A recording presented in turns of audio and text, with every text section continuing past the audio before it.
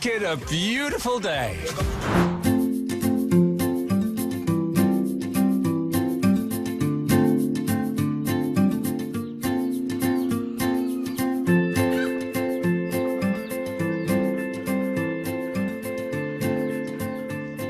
Donc je vous présente Fadjin, taureau espagnol dit de combat. Il est gentil comme tout, il se laisse caresser, il n'y a aucun problème. J'avais à peu près 7-8 ans. J'avais vu un tapis qui représentait une scène de corrida. Je me suis dit, mais comment on peut faire ça à un animal? Et je me suis dit, à partir de ce moment-là, je me suis dit, un jour, je sauverai ce taureau. Donc, qui était sur ce tapis à l'époque. Et donc voilà, presque 30 ans plus tard, Fadjin est là. C'était il y a 5 ans. Christophe entendait prouver par cet acte militant et résolument anti-corrida que ces animaux ne sont pas naturellement agressifs et nés pour tuer, comme le prétendent les aficionados. Alors, qu'en est-il aujourd'hui? Christophe a-t-il gagné ce pari fou d'élever pacifiquement un taureau de combat? Nous sommes retournés le voir chez lui, en Bretagne.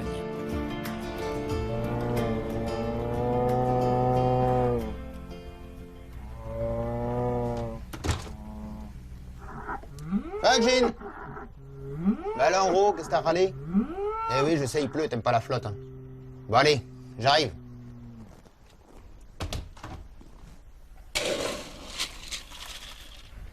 Fadjin, il a bien grandi. Ah maintenant, ouais. C'est vrai que c'est plus le même que celui que vous avez vu en 2010. Alors là, il vient d'avoir 5 ans et à mon avis, il tourne autour des 750-800 kilos. Ça a changé votre relation ou pas du tout? Non, bon après, il est un petit peu moins joueur, on va dire, mais autrement, c'est toujours le même. Il y a toujours une relation assez importante avec moi.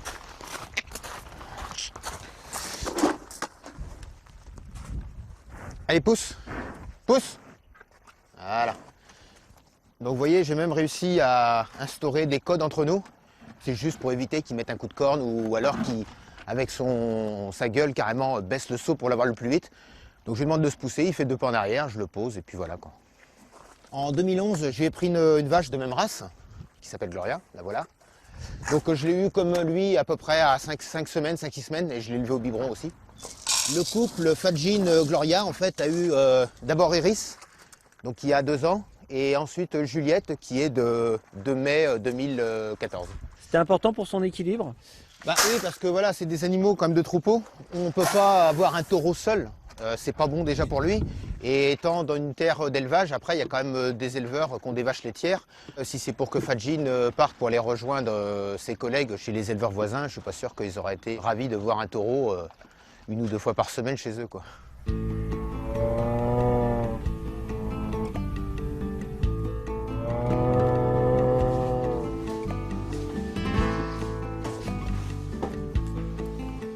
Avec un taureau espagnol comme animal de compagnie, Christophe Thomas fait figure d'original au milieu de la cour de cette école de Plérin. Dans l'inconscient des gens, un taureau de corrida, ça charge, comment ça se fait? En plus, je m'habille souvent en rouge, je dis mais il ne vous charge pas à cause du rouge. Et voilà, il y a des idées reçues qu'il faut écarter, qui sont fausses. Fadjin est devenu en quelque sorte le symbole de son combat.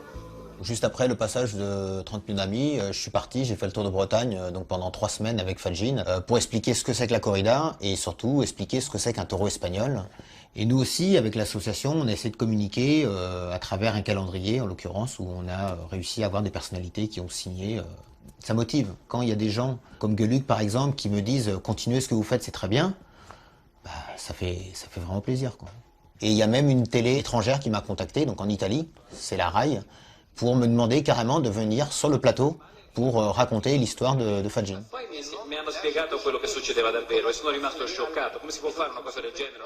C'est des moments importants parce qu'on voit qu'on sert à quelque chose dans l'anti-corrida. Parce que ça aurait pu être juste un sauvetage. Et finalement, ce taureau parle pour les autres parce que c'est une relation que personne ne pensait possible avec un taureau espagnol. Car d'après les éleveurs de taureaux de combat, aucune utilisation domestique ne serait possible avec cette race. Certains allant jusqu'à même prôner l'idée que, sans la corrida, ces animaux auraient disparu depuis bien longtemps en raison de leur supposée prédisposition génétique à l'agressivité. Mais avec Fadjin, Christophe bouscule les idées reçues et met à mal l'argumentaire des pro-corrida. C'est ça qu'on a voulu prouver, c'est que ils n'ont pas ça en eux. Comme tout animal qui n'est pas habitué à l'homme et tout ça, c'est sûr qu'il pourrait être éventuellement dangereux ou agressif. Mais un animal n'a pas ça dans ses gènes comme les procorridas veulent nous faire croire. Tiens. D'ailleurs, les gens du coin qui connaissent bien les vaches sont étonnés parce que même eux, avec leurs vaches de race, on va dire classique, ne se permettraient pas de faire ce que je fais avec eux, quoi. Apparemment, il aime toujours autant la gratouille. Hein. Ouais. Ça, c'est quelque chose que j'avais instauré depuis le début, quand il était jeune, et c'est resté en fait. De toute façon, c'est un comportement qui est naturel chez les bovins. Ça fait partie des codes sociaux, et en fait, ils se lèchent entre eux. Aujourd'hui, vous avez une totale confiance en lui? Bah ouais, parce qu'il a grandi avec moi, et je pense que je connais certains de ses codes. Après, il a son caractère, ça c'est normal. Quand il est décidé à ce qu'on lui foute la paix, bah voilà, il le fait comprendre. Cette incroyable complicité est devenue un argument choc pour les militants du monde entier. Les vidéos de Christophe et Fadjen ont d'ailleurs été reprises dans un documentaire diffusé au Mexique. Livré à l'opinion publique et présenté aux parlementaires, ce film a permis d'obtenir l'été dernier l'abolition de la corrida dans l'état de Guerrero.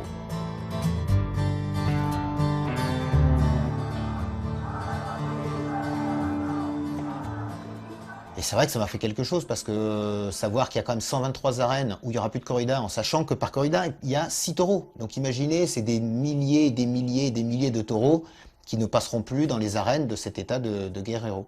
Moi, petit citoyen breton, avec mon petit taureau, bah, finalement, on a participé à cette grande victoire. Et bah, j'aimerais que ça puisse aussi faire boule de neige dans les autres pays et puis en France. La culture, l'art, c'est pas un argument, même la tradition. Ils ont des sentiments, ils ressentent la douleur physiquement et émotionnellement.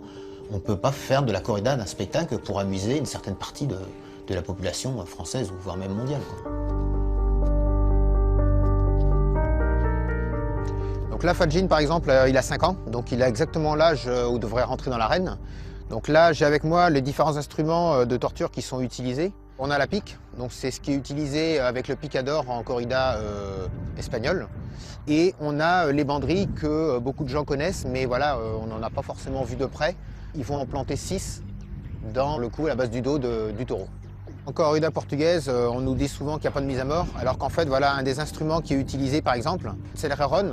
Et en fait, il plante cette lame jusqu'à la garne, jusqu'ici, dans le cou du taureau. Donc il faut savoir qu'il va en avoir 1, 2, voire même 3. Et ça se passe dès le début de la corrida, et en fait, il va courir avec ça. Donc en effet, il n'y a pas de mise à mort dans l'arène, puisque c'est interdit au Portugal, mais seulement il va agoniser dans les coulisses de l'arène. Donc jusqu'au lundi, si c'est une corrida qui a lieu, mettons, le vendredi, il va agoniser jusqu'au lundi que l'abattoir ouvre, en fait.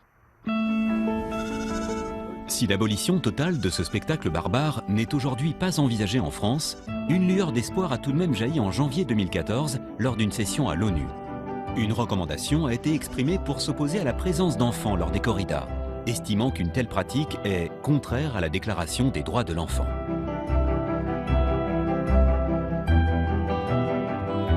Espérons que nos législateurs sauront en tenir compte.